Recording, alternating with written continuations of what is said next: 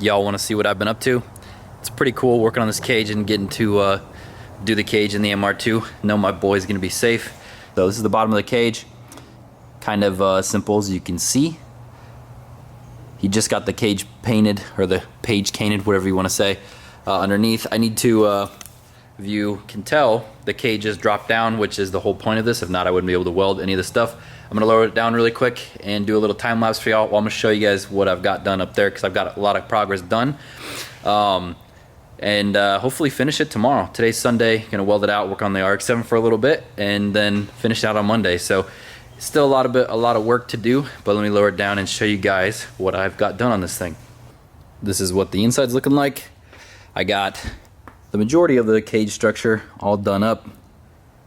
Making it drop down like that makes it super easy to get to all these welds. That's what I'm gonna be doing here in just a little bit, is welding all these bars up here. Everything that's connected to the main hoop is not welded. So that is going to be our next priority. And then after that, it should go pretty quick. I just got the door bars, the dash bar, and then this outer funny car hoop bar to do. So should be a quick little days worth of work. We'll be able to knock that out and knock out the rest of this stuff pretty quick. And then it'll be trying to finish up the RX-7. So I'm going to go ahead and set up the GoPro, set up a time lapse for y'all, and just do my thing.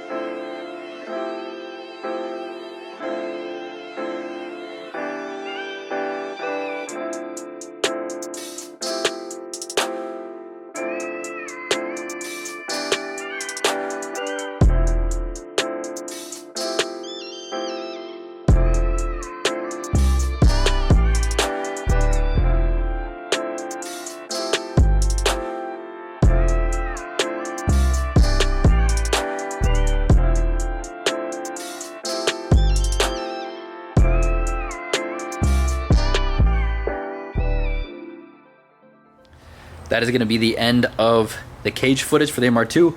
Now, I'm not going to be completely done with it. It's kind of a crappy thing, but I wanted to finish it before I started on my car. However, I just dropped Wyatt and Kyle off at the airport, and they're going to be heading to SEMA. So they're going to be gone at SEMA, and then the World Cup Finals, they're going to be gone for about a week, I believe. And me and Kyle have been going back and forth. So this thing doesn't have a lot of room. I'll show you guys here in a second. Now, don't worry, the cage is dropped down right now. It's not up in its final position. There's a huge gap right there. Basically, because the car doesn't have a lot of room, there's an outer funny car bar that goes right here. It's supposed to go down, right?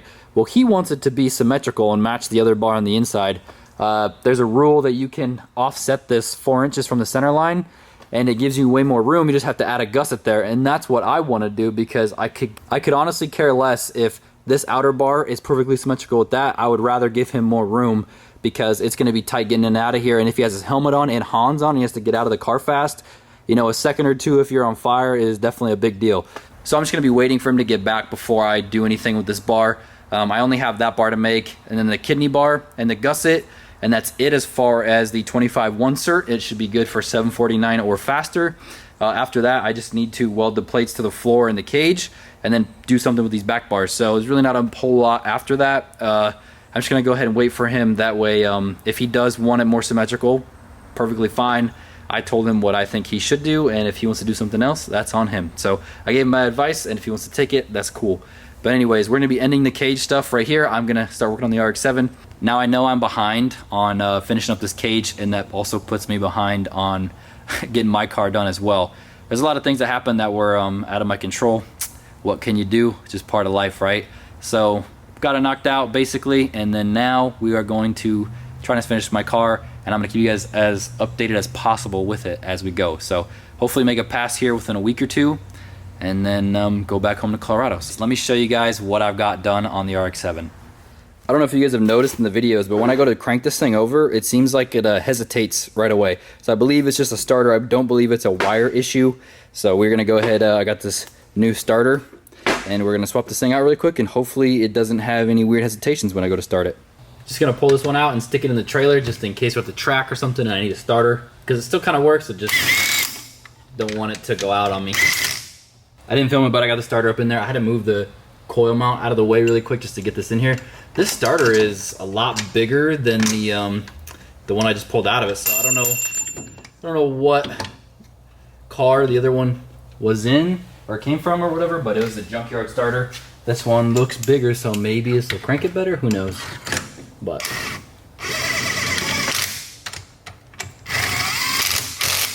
before we test the starter, I want to show you guys all the little things that I got done on the car. I've been slowly crossing things off on my list, but I got this little box made. This is the little box for the catch can. It will contain like all the oil if it happens to shoot all of it out of the crankcase. So this will contain it basically back here. I still got to run all the lines and do all the stuff and weld it. However, it is kind of made up there, and that's how it's going to sit. It's going to vent out the back somewhere. But nonetheless, if you guys just saw that, I did get the lights wired up back here. I got this all tied up. Used some of the factory harness and factory pins to run the lighting. So as you can see, the run lights are on. Side markers as well, like the side run lights. License plate lights are on there. You can't really see them. And then as you guys can see up front too, I did tell you guys I was getting rid of the pop-ups, which as you can see, that's what I did. I told you guys a while ago I was going to use these 6-inch. They're like a spot/flood combo. I haven't really got to test them out at nighttime, so I'm thinking now that I can actually like go drive around it, idle's pretty decent. I might go just move the MR2 and putz it around out here, kind of see how the lights work. But that was a big thing. I got all the lights done, and I got it kind of like tied up in here.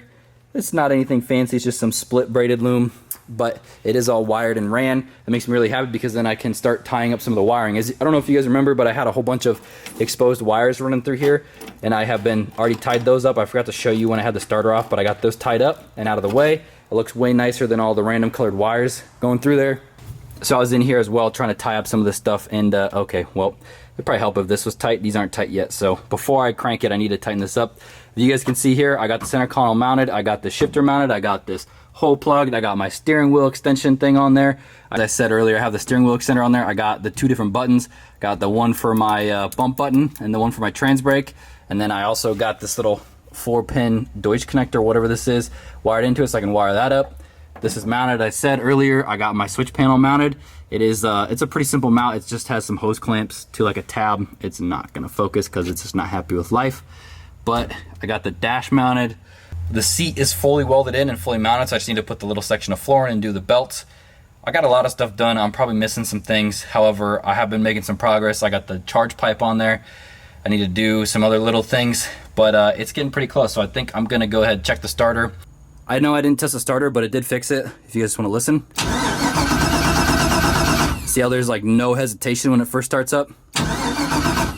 Before it used to be like a rut, and then it would go. So we'll just turn the ignition on, get the pump prime, and then we'll start her. Light it just like that. And then we'll go ahead and turn the lights on. I don't have it labeled yet.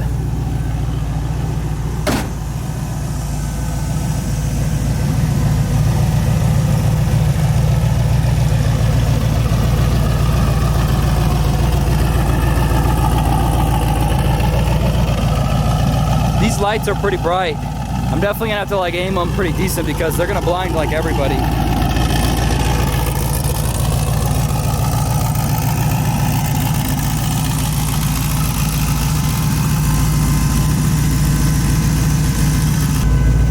go. Need some fuel put in it.